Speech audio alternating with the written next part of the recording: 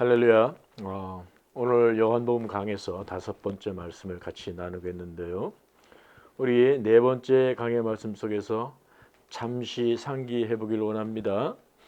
무엇이냐면은 요한복음 저자가 요한복음을 쓸 때 어떤 생각에서 어떤 바탕에서 말씀을 구절을 잡고 있는가 지난주에 말씀드렸죠.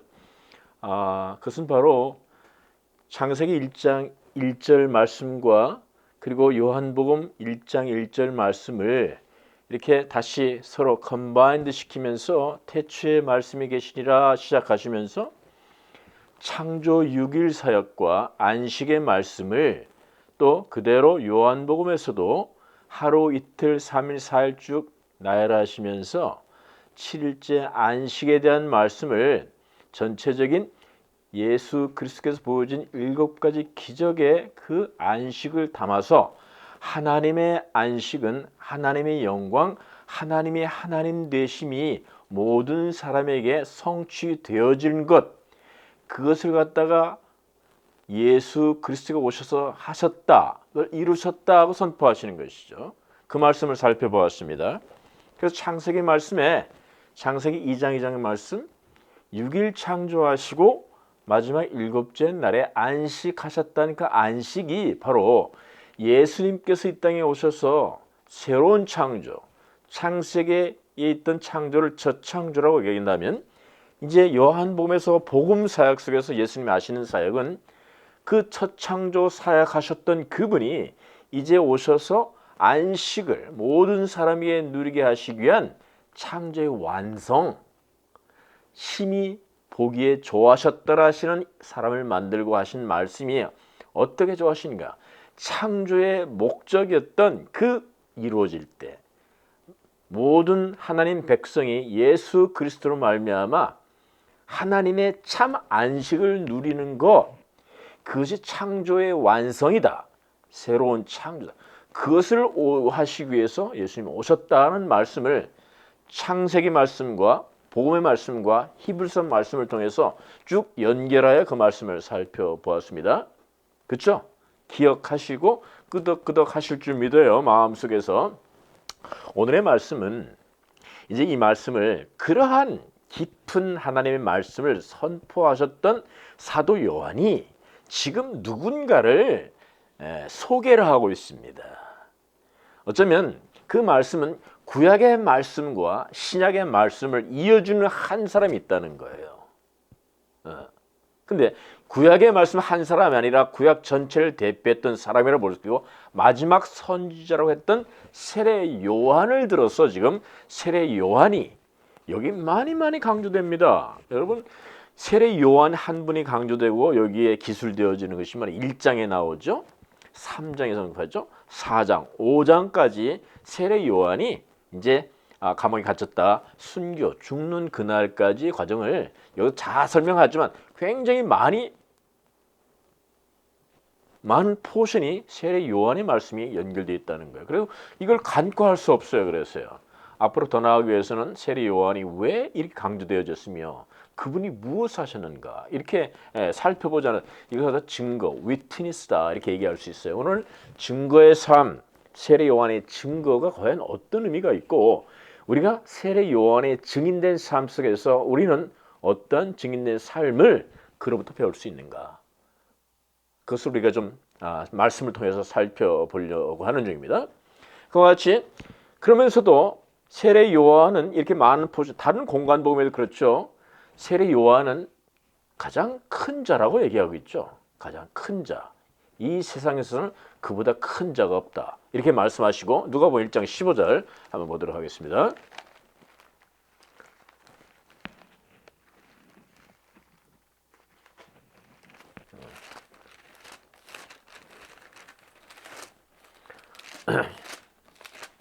누가복음 1장 15절을 들어가서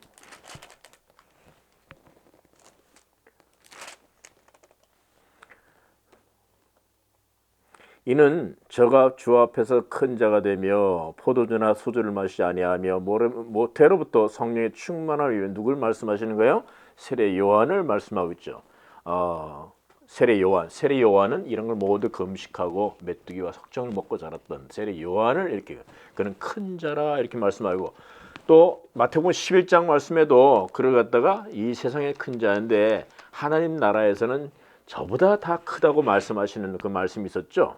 우리가 마태복음 11장 찾아보려고 그래서 이와 같이 왜 예수님께서는 그를 큰 자라고 말씀하셨는데도 불구하고 또 세상에서는 하나님 나라에서는 그보다 큰 자가 없다고 말씀하셨는가 이런 부분을 우리가 언젠가 살펴볼 건데 한마디로 얘기하면 그것은 예수님이 이 세상 가장 큰 자 되신 예수님인데 성도는 예수와 함께 연합되었다는 말씀 때문에 이렇게 말씀하신 거죠. 연합. 그러니까 예수님보다 큰 자가 없죠. 예수님이죠. 근데 하나님의 백성, 성도된 사람들은 예수와 연합했다는 거예요. 그게 복음서 사도 바울의 아주 진미 아닙니까? 백미, 교리 말씀이에요. 연합. 예수와 연합됐기 때문에 우리는 사는 거예요. 이 말씀을 요한복음에서 가장 자세하게 말씀하고 있어요. 연합 사건을 연합이라는 단어를 쓰지 않지만 그 연합을 풀어서 해석하고 있어요. 어떻게 연합되는가? 우리 14장 15절 16절에 그걸 잘 알 수가 있습니다. 그 예수 연합되지 않으면 우리는 아무것도 아니에요. 나중에 그 말씀을 이제 성경 말씀 보게 볼 텐데 이와 같이 성경에서는 사도가 아니라 세례 요한이 사도 복음 요한이 두 명에서 좀 혼동이 되죠. 사도 요한은 이 저자이고 여기 세례 요한은 지금 세례 베프티스트 요한을 말하고 있어요. 그분을 굉장히 강조했대. 공간복음에서 큰 자라고 얘기했다 이 말씀이죠. 근데도 그때 당시 사람조차도 세례 요한이 정말 큰 사람으로 사람들이 알고 있었습니다. 세례도 주고 있었을 뿐만 아니라 그는 세례 요한의 일거수일투족을 다들 주시하고 있었어요. 과연 저가 누구냐? 많은 기대감을 갖고 있었다 이 말이에요. 아까 우리가 읽은 말씀처럼 그는 석청과 메뚜기로만 하면서 포도주나 이걸 아무것도 마시지 않고 그리고 검소한 생활을 하면서 그리고 한때는 막 사람들을 회개하라고 외치고 그러니까 세례 요한이 저분이 메시아가 아닌가 이런 생각을 사람들이 갖고 있었다 이 말이죠. 오늘 요한복음에서 그러한 말씀을 엿볼 수 있는 말씀이 있어요. 19절 말씀에 보면 그런 말씀이 있잖아요. 유대인들이 예루살렘에서 제사장들과 레위인들을 요한에게 보내요. 여기 요한은 세례 요한을 말하고 있는 겁니다. 세례 요한에게 보내요. 네가 누구냐 물을 때에 이렇게 여기 있어요. 그러니까 그때 당 제사장이나 바리새인들이 세례 요한에 대해서 굉장히 관심을 갖고 그가 오실 메시아가 아닌지 굉장히 주목하고 있었다 이 말이죠. 이런 말씀을 볼 때 그 당시 배경을 우리가 살펴볼 수 있죠. 그 당시 유대 사람들이 가지고 있는 생각 속에는 많은 유대 메시아가 올 것을 기다리고 있었던 사람을 알고 있어요. 그걸 알 수 있어요. 실제적으로 그 당시에 가장 유명한 메시아라고 이름 불렀던 주다 막가비가 사건이 있었죠. 주다 막가비라는 사람이 말하면 로마 정부와 대결하여 이스라엘 갖다 독립시키는 그 운동이 강했던 사람, 한편 성공도 했던 사람이에요. 그 사람이요. 그리고 그 사람을 저 사람 메시아가 아닌가 하고 추앙받고 많은 사람들이 다윗과 솔로몬의 왕의 뒤를 힘입어 이스라엘을 영광을 되찾을 사람이라고 한때는 그를 추앙했던 사람, 추앙받았던 사람이라 이거죠. 그 사람 말고도 많은 사람들이 왔다 갔다 했어요. 한때는 저 사람이 메시아일 거라.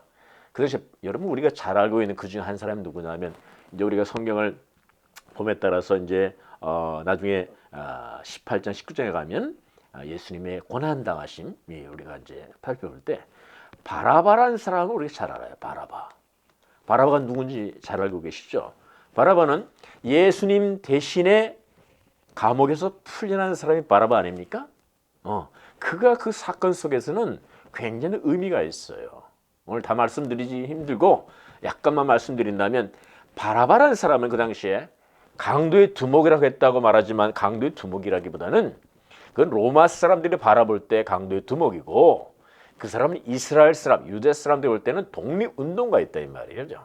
폭동을 일으켰던 사람이라 이 말이야. 그러니까 그 사람은 사람들로 하여금 추앙을 받던 사람이었어요. 바라바라는 사람은 원래가 그 당시 수양을 받던 사람들이니까 예수님을 놔줄래 바라바를 놔줄래 사람들에게 빌라도가 물으니까 일시에 생각도 하지 않고 누굴 말했어요? 바라바라 이렇게 얘기했단 말이에요.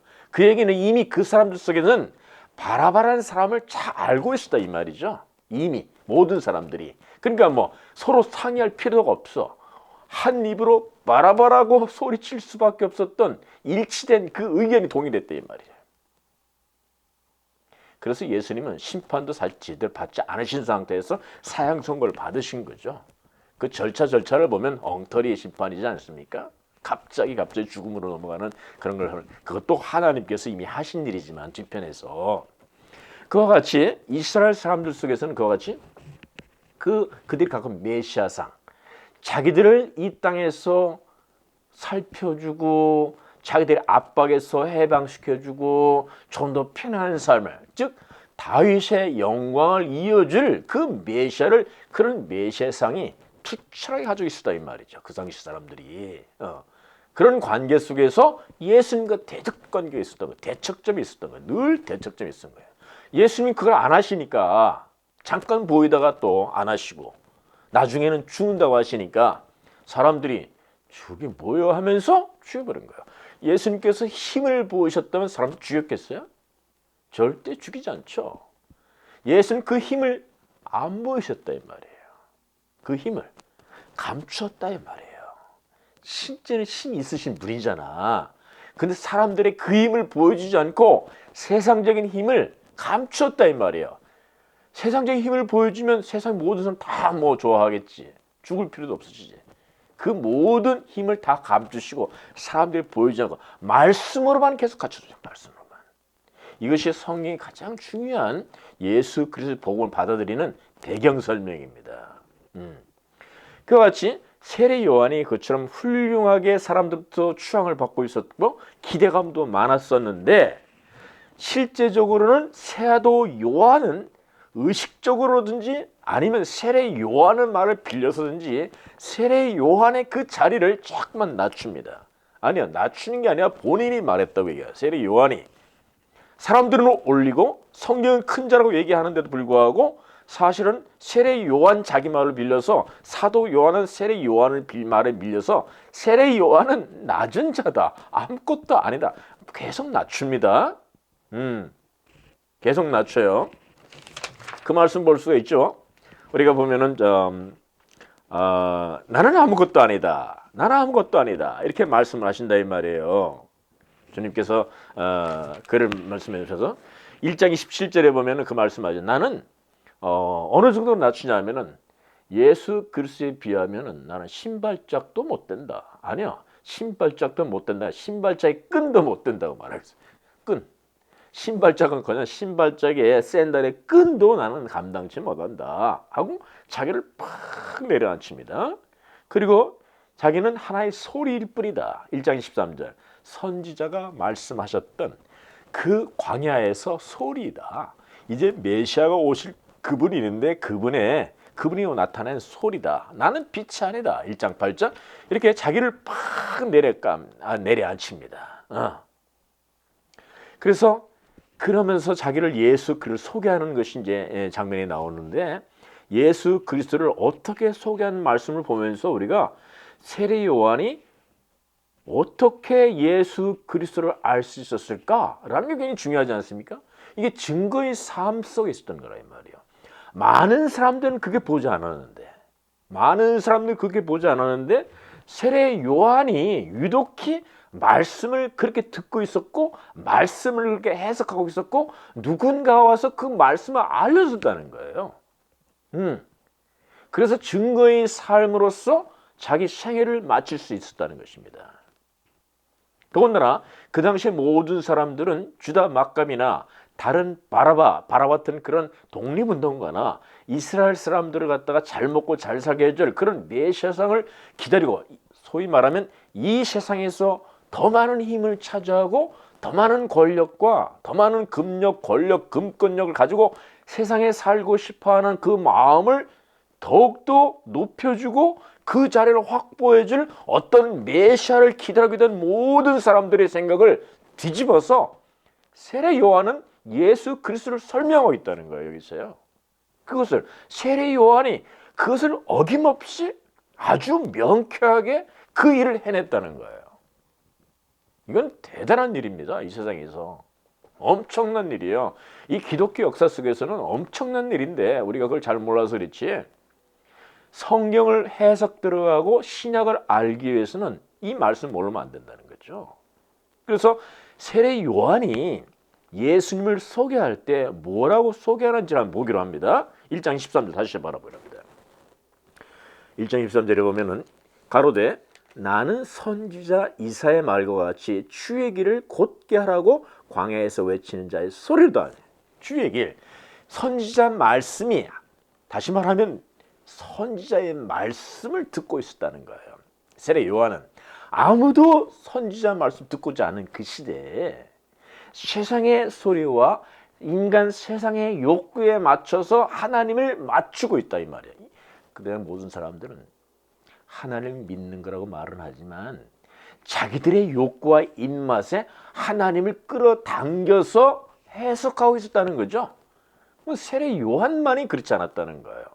그 하나님 말씀을, 이사야 선지자 말씀을 그대로 듣고 자기는 거기에 순종하여서 외치는 자의 소리로서의 역할로 자기는 일을 하고 있다는 거예요. 지금요. 이게요. 뭐로 근거해서? 기적이나 이적이나 어떤 보이는 현상에 의해서 기적한 게 아니라, 그런 걸 보고 그렇게 믿는 게 아니라 뭐의 말씀에 비춰서?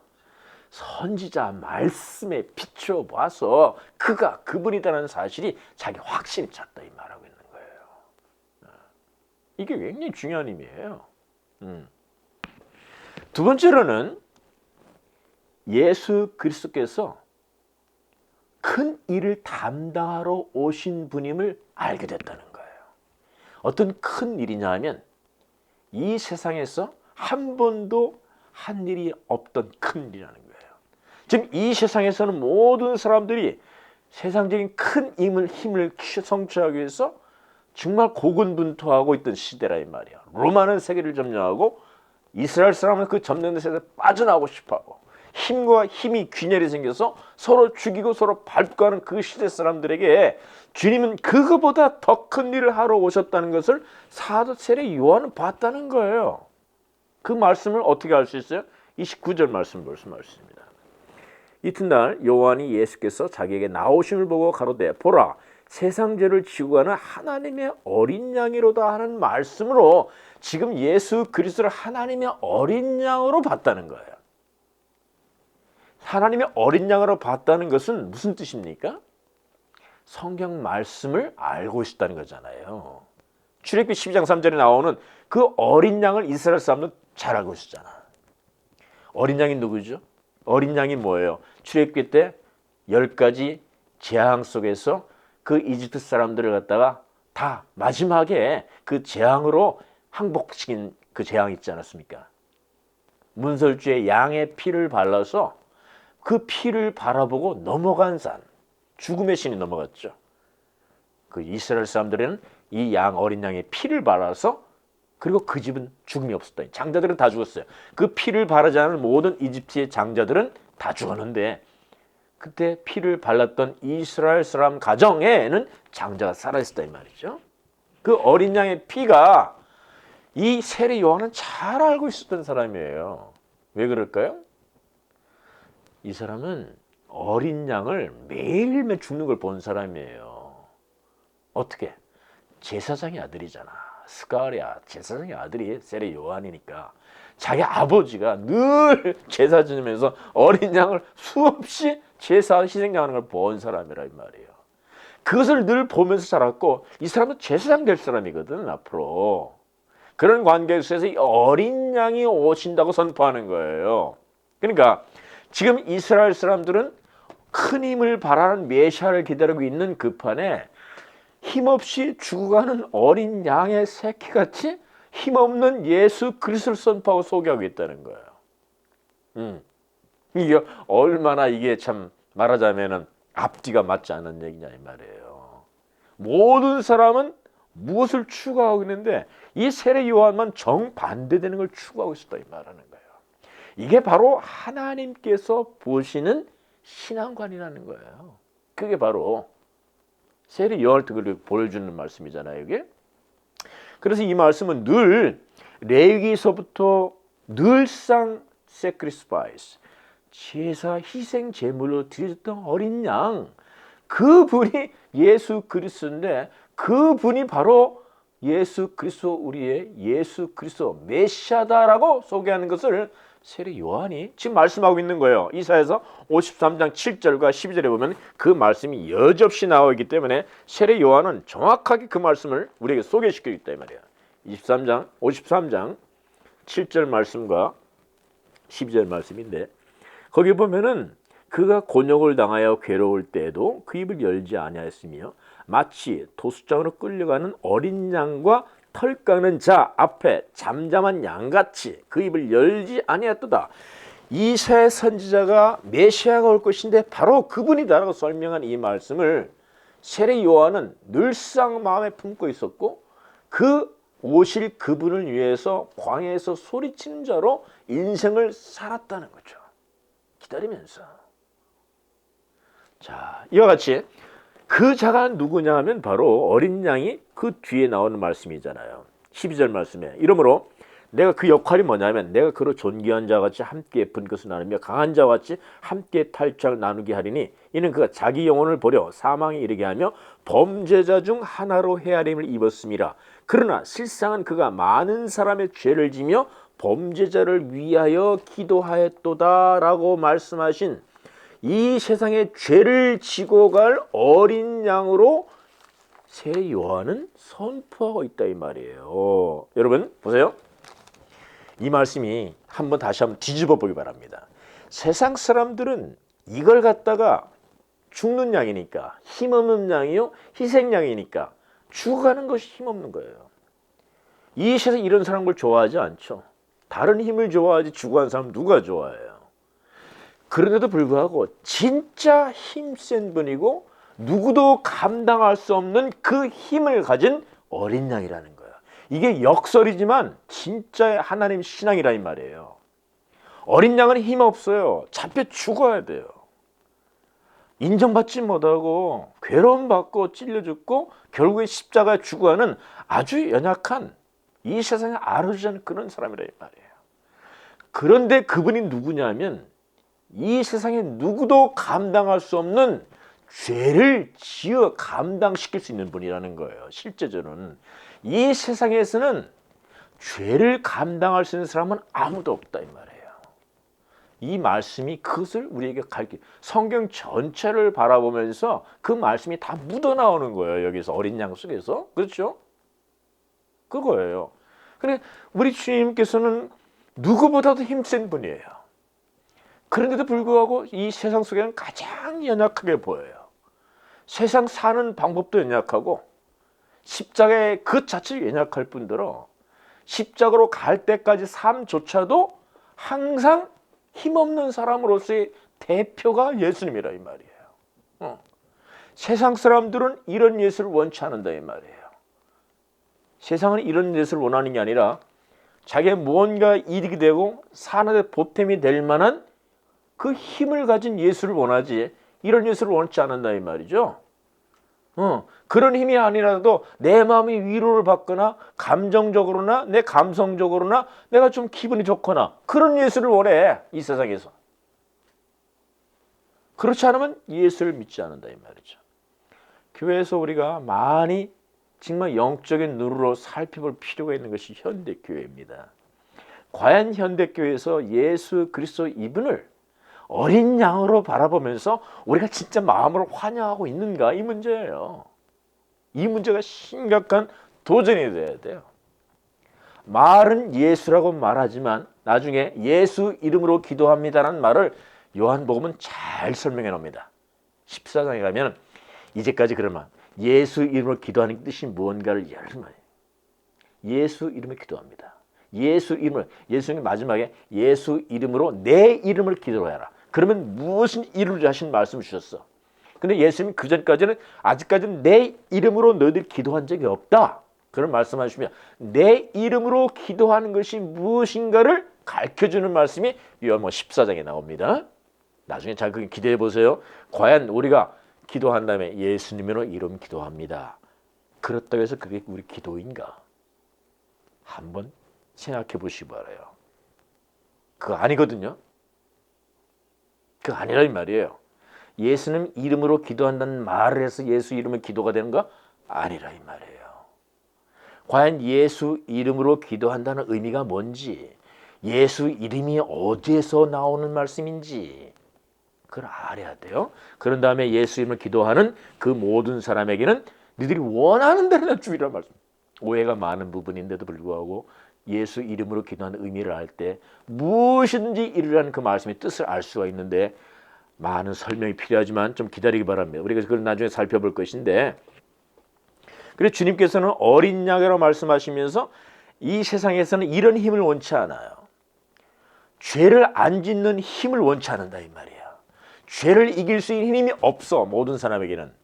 이 세상 모든 사람들은 돈 잘 벌고 힘 발휘하고 칼을 쥐고 사람을 죽일 수 있는 힘이 있는지 몰라도 죄를 안 지을 수 있는 힘은 아무도 없어요. 있다고 생각하세요? 이 세상의 모든 사람들은 아무리 돈을 벌고 권력이 강하고 학식이 높아도 다른 힘은 강할지 몰라도 죄를 안 지을 수 있는 힘은 없다 이 말이야. 죄에 대해서는 망점이라 이 말이야 모두 다. 우리 주님께서 이 땅에 오신 것은 이 세상의 힘을 좀 보태서 더 힘을 주려고 오신 것이 아니라 이 세상에 힘 없는 사람들, 죄를 이길 수 있는 힘이 없는 사람들을 위해서 이 땅에 오셨다 이 말을 하고 있는 거잖아요. 그것이 목적이라 이 말이에요. 가장 큰 목적을 등하시할 수 없는데도 불구하고 예수는 이제 믿었으니까 이제는 예수 믿어 잘 사는 거, 요건 신앙이 아니라 잘못된 과정이에요. 이건 그렇게 하는 게 아니에요. 예수님께서 막강한 힘을 보여주신 거야. 실제적으로는 세상 사람들은 못 봐. 그 막강한 힘이 바로 하나님께 절대적으로 순종하는 힘이었다 이 말이에요. 오직 그것이 죄가 아닌 거예요. 죄를 할 때 뭐 성적으로 뭐 무슨 돈 떼먹고 뭐 도덕 크라이머가 되고 윤리적 도덕적으로 뭐 그게 죄라고 하는 게 아니에요. 성경에서 말하는 죄는 1차적인 죄는 그게 죄가 아니라 성경에 말하는 죄는 하나님 아버지는 우리의 절대자 창조이자인데 나는 피조물에 불과한 존재가 우리 창조자 그분을 절대적으로 순종하는, 절대 순종, 그냥 순종이 아니에요. 절대 순종하는 자로 서게 되는 사람이 바로 죄를 안 짓는 거예요. 우리 주님이 하셔서 뭐 이 세상의 각도로 말, 윤리적이나 도덕적으로 흠이 있는 건 없어요. 우리 주님께서도. 그렇지만 우리 주님 가끔 화가 나셨어. 기억나죠? 이 독사의 새끼들아 말씀하셨잖아요. 강한 어조로 말씀하셨잖아요.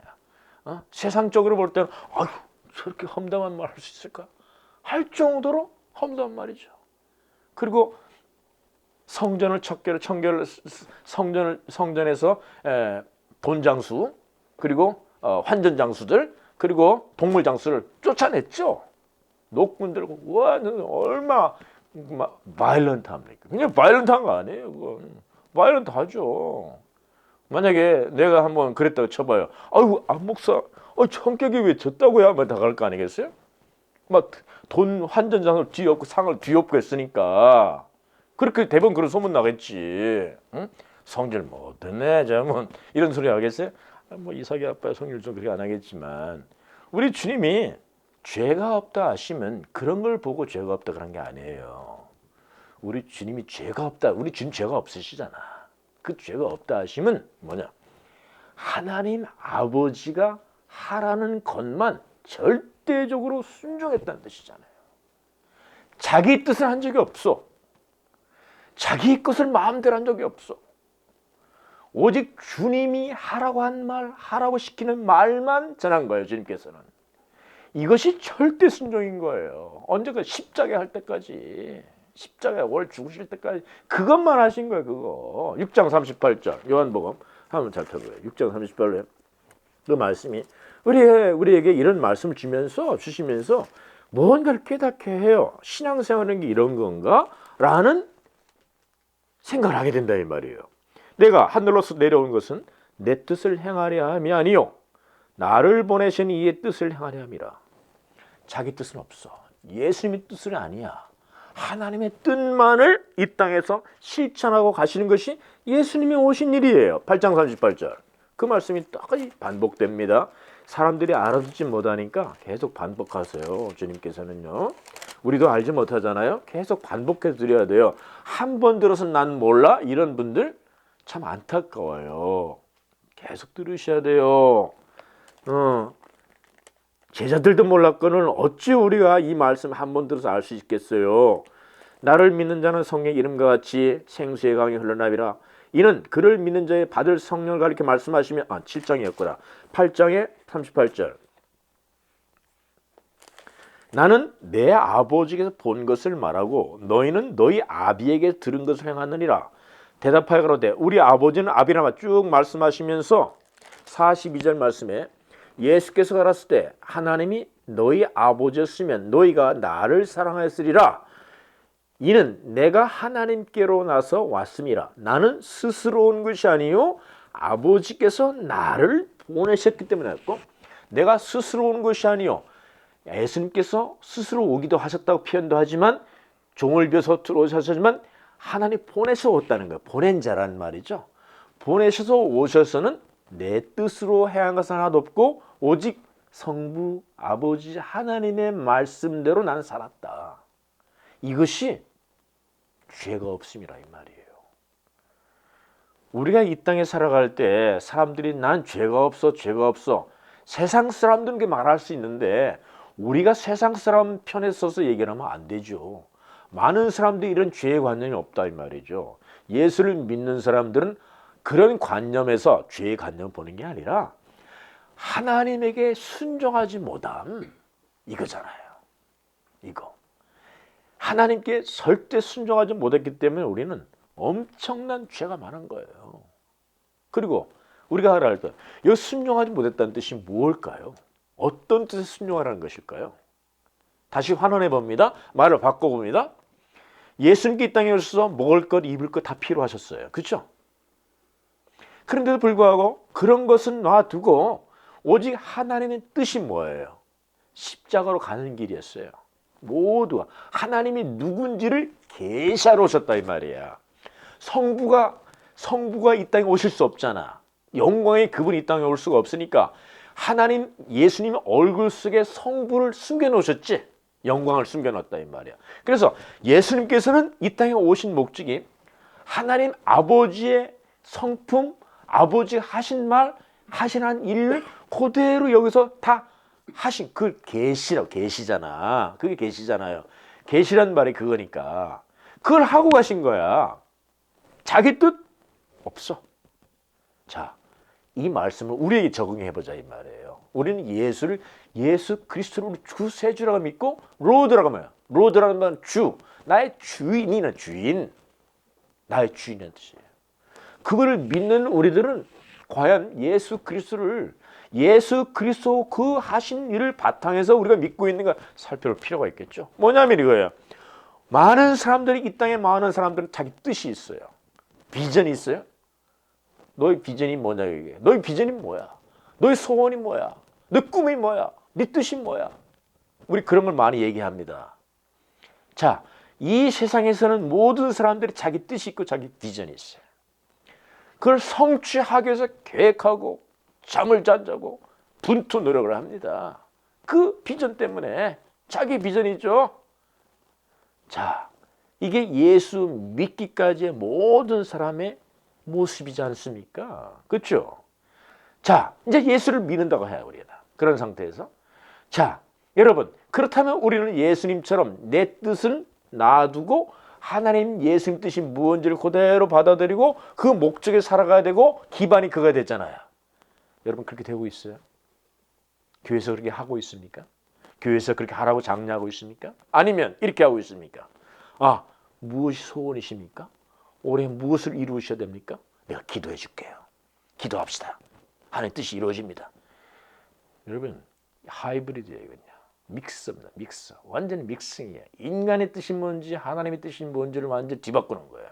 이게 바로 하나님의 영광을 금수처럼 세상의 영광과 바꿨다가 똑같다. 로마서의 말씀과 똑같은 얘기입니다. 이거는요. 우리 예수 그리스도를 믿는다는 것은 예수 그리스도가 하신 것 믿고 그걸 알려면 두 가지가 필요해요. 뭐냐면 이거예요. 많은 사람들이 예수 그리스도를 믿어서 십자가 예수 어린 양 되신 것을 믿는다고 얘기합니다. 좋아요. 그렇게 됐다면 예수님의 그 가신 길, 하나님 길이요 진리요 생명이라 했던 그 길이 십자가로 가신 길 맞아요. 그 십자가로 가신 길을 알고 우리는 예수 그리스도를 믿는 거예요. 맞아요. 그것을 1차적으로 우리가 맞아요. 그런데 또 한 가지 의미가 있죠. 그 안에서 예수님이 땅에 십자가에 가기 전에 우리에게 보여주신 게 있다 이 말이에요. 말하자면 십자가에 간 그 팩트나 그 결과를 믿는 건 참 좋은 잘한 일인데 예수님이 이 땅에 오셔서 삶의 방식도 십자가의 삶이었다 이 말이에요. 십자가로 죽은 것만 예수님이 하신 것이 아니라 이 땅에 오셔서 사는 모든 양태, 삶의 방법, 그분의 마음, 이 모든 것이 십자가의 방법이었다 이 말이에요. 우리가 이 땅에서 십자가로 간다는 것은 그 믿을 듣고 예수가 하신 그 자체를 놓고 믿어 의심치 않아 그 자체도 해야 될 일이지만 우리는 뭐를 등하시하냐면 십자가로 가기 전에 예수님 하셨던 삶의 방식, 마음의 양태, 이 십자가의 삶의 형태가 뭔지는 도저히 몰라 사람들이. 그러니까 예수 그리스도를 믿는다고 말하고 놓고서는 이제는 내 뜻을 성취하는 것이 그것이 하나님 뜻이 되어버린 것처럼 살아간다 이 말이에요. 맞습니까 그게? 안 되잖아요. 이게 문제잖아요 이 말이에요.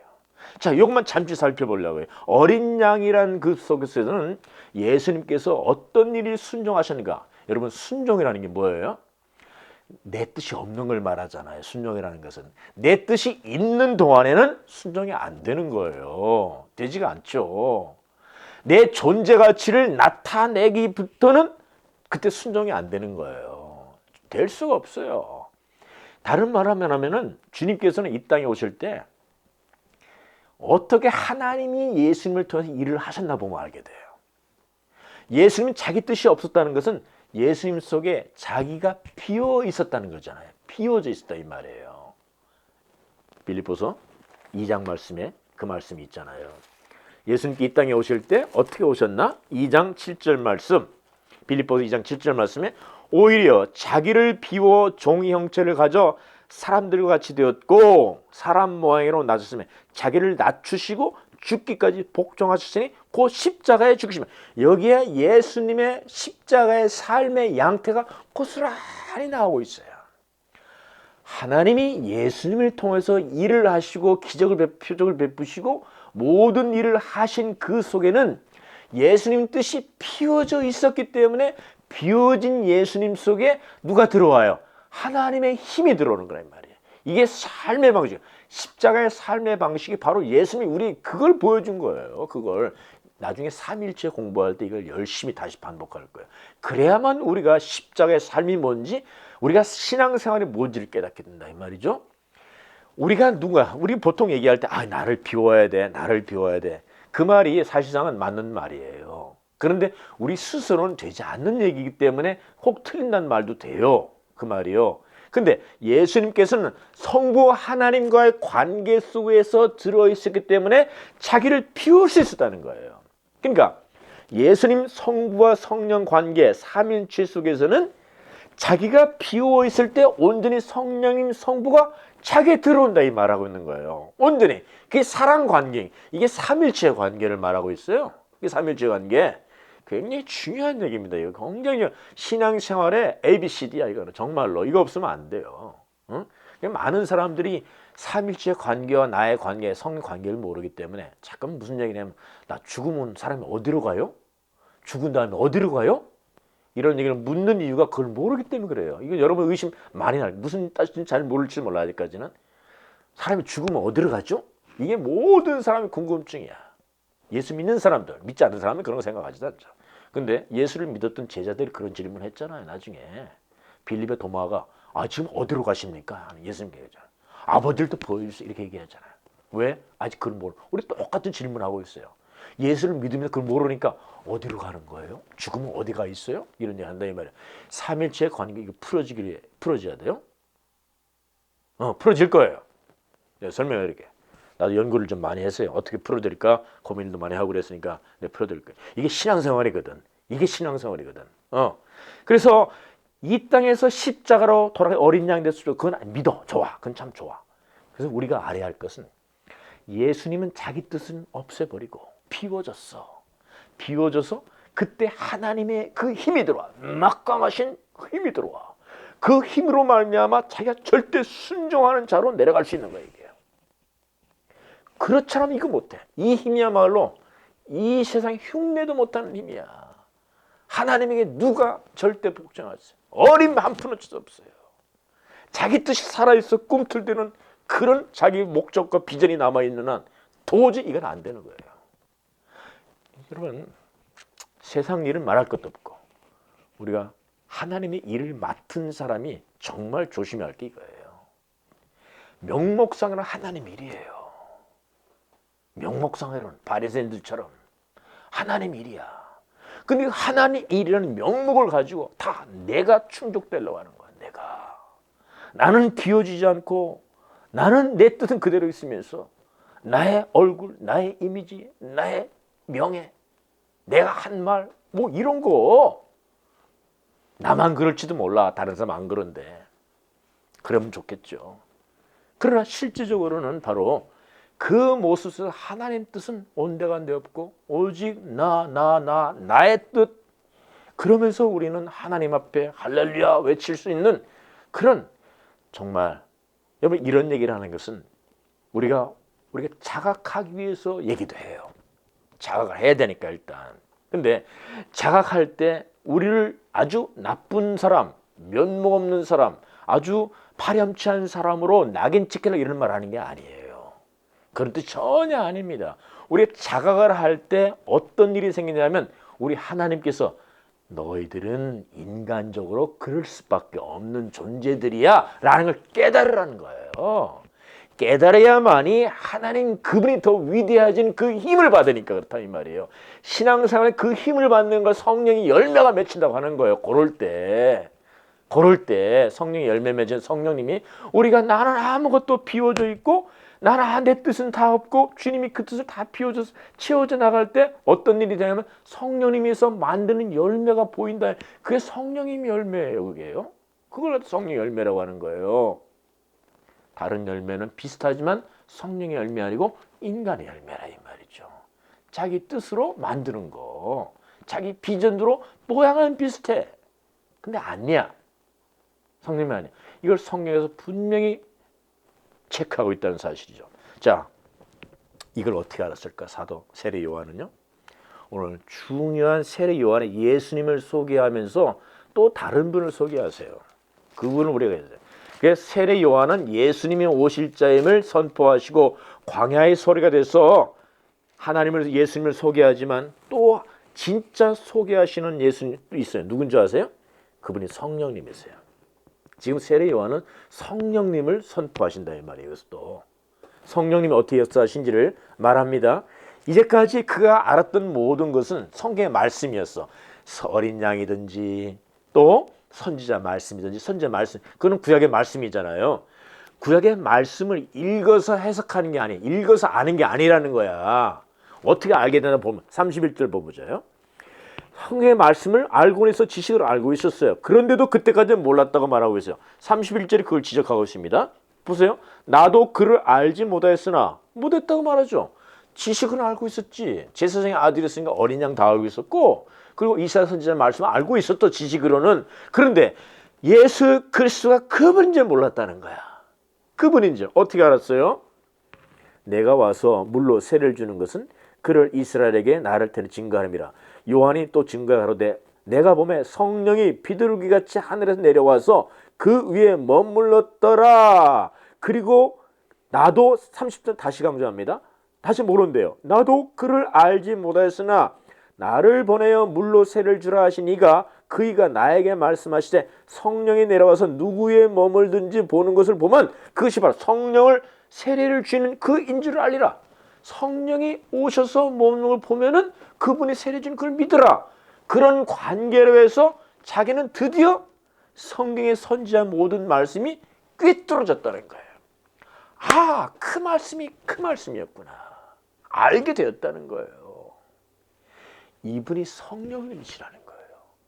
여기서 이렇게 간단하게 소개하지만 요한복음 15장 16장에 가면 아주 성령님이 오셔서 뭘 하신지를 잘 설명해요. 세례 요한도 성령님에 의해서 이리 알게 됐지만 너희들 똑같이 성도라 이름 부르는 그 사람들도 성령님이 오셔야만이 드디어 너희들도 알게 된다는 말인 거예요. 하나님이 말씀하신 걸 알게 된다는 거예요. 깨닫게 된다는 거예요. 믿게 된다는 거예요. 성경에서 믿는다는 말은 아는다는 거 똑같은 말이에요. 그 안다는 지적인 알음을 말하는 게 아니에요. 예수를 믿는다는 것은 예수를 지적으로 아는 건 물론이고 지적으로 알았던 모든 것이 이제 완전하게 소화가 돼서 그런 분이었구나 가슴까지 내려온 것을 안다고 얘기한다 이 말이에요. 그러니까 사람들이 난 예수 나는 막 믿어요. 좋은데 그 믿음은 진전이 있어야 돼요. 믿음에서 믿음으로 은혜에서 은혜로 간다는 말은 믿음 옛날 믿음이 그럼 만족한다는 말이 절대 아니에요. 그 믿음이 있었다면 지금 더 많은 믿음이 있어야 된다는 거죠. 더 큰 믿음이 있어야 돼. 더 큰 믿음이 말씀으로 더 깨달아지고 아는 거 더 알게 된다는 말, 더 알게 되고. 그걸 영생이라고 얘기해요. 영생이 뭐 죽을 때 예수님의 영생이 아니에요. 지금부터 영생을 누리면서 우리는 죽어가는 거죠. 이런 관계를 우리가 나중에 알게 될 때 성령님이 오셔서 세례 요한은 지금 두 분을 더 소개하는 거야. 성부 하나님 알고 있어. 구약 사람 선지자이기 때문에 알고 있어요. 그런데 지금 예수 그리스도가 그분이라는 말씀과 선지자의 말씀과 성령님을 소개함으로 말미암아 그분이 예수 그리스도이심을 증거하고 있는 거예요. 우리 주님은 사람의 증거를 필요하지 않을까요? 필요할까요? 알아요. 우리 주문님 주님 말씀하셨어요. 우리 주님은 나는 사람의 증거를 필요하지 않는다 말씀하셨다 이 말이에요. 너희들이 나를 예수 그리스도를 믿든 말하든 안 말하든 그건 나한테 중요한 게 아니고 니들이 말한다고 해서 내가 증거가 되는 거 아니다고 말씀하신 거예요. 5장 34절에 그 말씀 분명히 하셨습니다. 왜 이 말씀을 알아야 되냐면 우리가 왜 증거의 삶을 살아야 되는가의 문제이기 때문에 그래요. 예수님께서 일부러 시켜서 코 깨고 가는 게 아니에요. 우리를. 34절에 그러나 나는 사람에게서 증거를 취하지 아니하노라. 다만 이 말을 말하는 것은 너희로 구원을 얻게 하려니라. 증거를 필요한 게 아니라 너희들이 구원받기 위해서 내가 이 말을 하는 거다. 세상에서 사람들이 예수를 난 이렇게 믿었어. 이게 증거야. 그렇다고 해서 좋은 게 아니다 이 말을 하고 있는 거예요. 너희들이 구원받는 것은 내 말을 그대로 받아들이는 말씀을 그대로 세례 요한처럼 세례 요한의 말씀을 마음에 두고 성령이 오셔서 그 말씀을 꿰뚫어 주시고 이해시켜 주시고 진짜 알게 해주시는 그 믿음 쪽으로 가는 것을 바라볼 때 너희들이 구원 얻었다는 사실을 알 수 있다는 거예요. 그래야만 할 수 있다는 거예요. 뭐 기적을 봤다, 무엇이 잘 됐다, 그것이 못 됐다 그런 거 따지는 거 아니라는 거죠. 신앙이라는 것은 오직 말씀이 있었는데 하나님 말씀하셨는데 그 말씀을 마음에 두어 이해는 못해. 그럼 마음에는 있어. 주님께서 말씀하시지 내 말이 너 안에 거하면 너희들이 내 제자가 되고 그건 너희들이 다 이해했단 말이 아니에요. 거부하지 않고 그 말을 가슴에 가둬둔 사람이 있다는 거야. 부활 몰라. 이해 못해요. 하지만 부활이라는 것을 마음에 가둬. 마음에 두어. 그러나 성령이 오시면 그걸 깨달아 주시게 하신다는 거예요. 그게. 그것이 믿음이고 그런 역사가 일어날 때 나는 하나님의 인침을 받은 존재로구나 하고 고백하게 된다는 거예요. 이게 신앙생활이고요. 이게 힘이고요. 여기서 어마어마한 하나님 힘이 발휘되고 세상의 그 힘이 아니라 내가 알지도 못한 힘, 너희들이 알지 못하는 그 말씀을 우리에게 주시고 있다는 거예요. 성령님께서. 하나님은 우리 인간의 증거 내가 일부러 하나님께서 꼭 껴서 그런 거 아니에요. 그런데 하나님은 사람의 증거를 필요하지 않다고 말씀하시면서 세례 요한의 증거가 엄청나게 나와 사람의 증거지 않습니까? 또 요한복음 15장에 가면 니들이 증거하게 될 거라고 얘기합니다. 15장의 마지막 소절 가봅니다.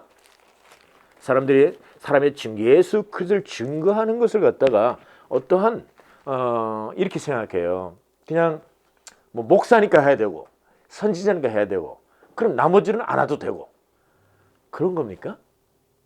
아니라 이 말이에요. 예수님께서 사람의 증거가 필요 없어. 말씀하셨어. 너희들이 증거하든 안 하든 관계없어. 그럼 너희들이 구원을 꾀함이야. 그 뜻이 무슨 뜻일까요?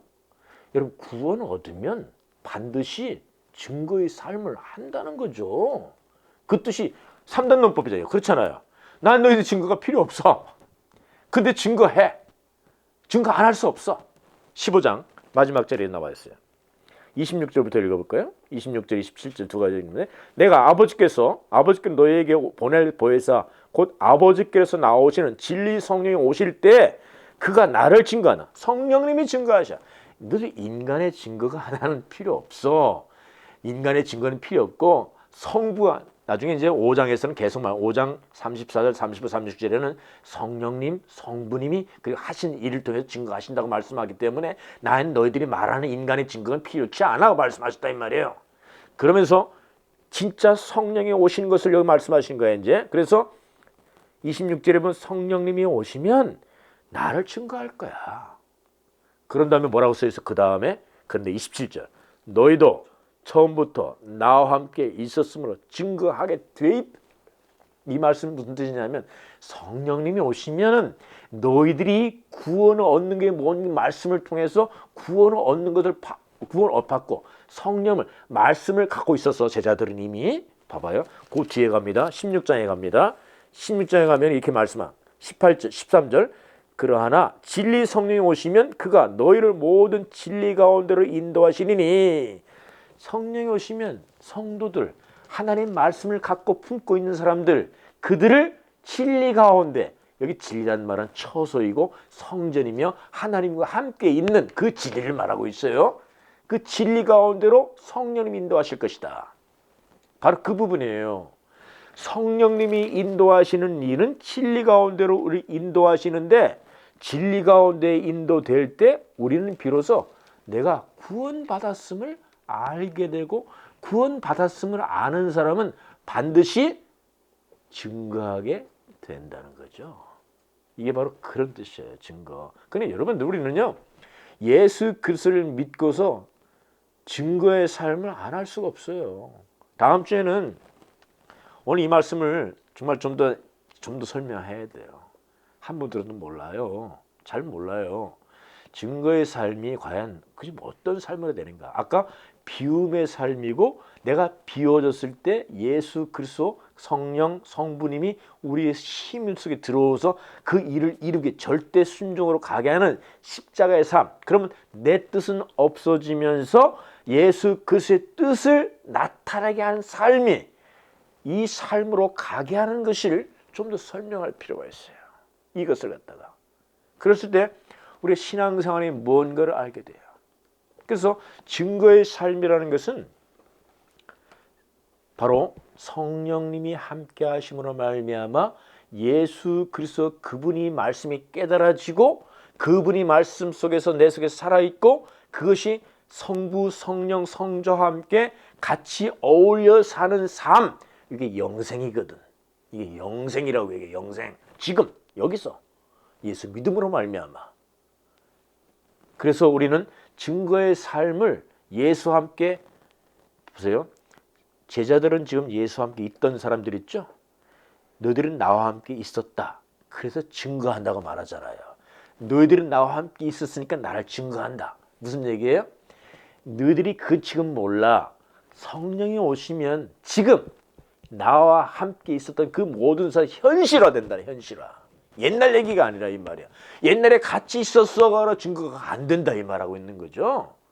옛날에는 함께 같이 있었으니 증거하라는 말이 아니에요. 성령님이 오시면 지금 나와 함께 있었던 그것이 현실화되고 지금 삶 속에서 나와 함께 있음이 돼요. 예수님과 함께 있음이 되는 거야. 성령님과 함께 그것이. 그거 알게 돼. 그러면은 구원받은 것이고 구원받은 자는 그 증거의 삶을 살게 된다는 거예요. 자기 뜻은 없어지고 예수 그리스도의 뜻이 바탕이 되어서 나의 비전은 점점 없어지고, 그래서 3장 30절에 세례 요한이 고백하는 게 뭐죠? 우리가 잘 아는 얘기잖아요. 그는 흥하여야 되겠고 나는 쇠해야 되리라는 말씀이 그렇게 나오는 거예요. 그 말씀이 3장 30절 세례 요한이 그 말 하잖아요. 나중에 나는 30절 그는 흥하여야겠고 나는 쇠하리라 하니라. 누구 말이에요? 그는이 누구예요? 예수 그리스도. 그 나는 누구예요? 세례 요한. 내 뜻은 점점 없어지는 것은 인간적인 겸손에서 얘기하는 게 아니야. 이거는 인간적인 겸손으로 아이고 뭐 나는 넘어지고 주님 높은 그런 얘기하는 게 아니라 구원받은 사람의 고백이라 이 말이거든요.